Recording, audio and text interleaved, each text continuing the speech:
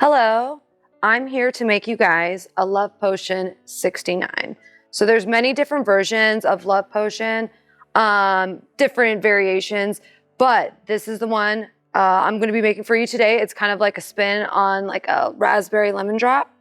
So we're going to start with a chilled martini glass and we're going to rim it. And what I've made is a candied sugar rim.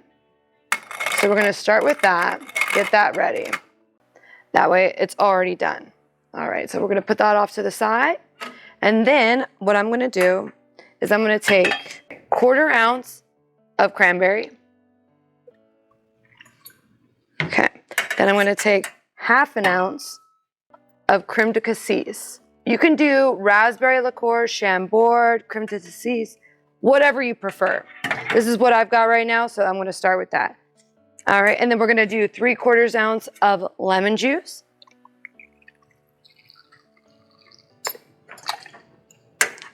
And then I'm going to do 2 ounces of raspberry vodka.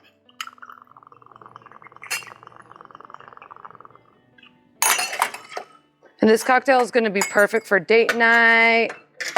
For any of the ladies, they want something fruit, something refreshing, something light, something pretty. Take all those ingredients, add ice. And then I'm going to take the small cup to the big cup. That way there's less spillage.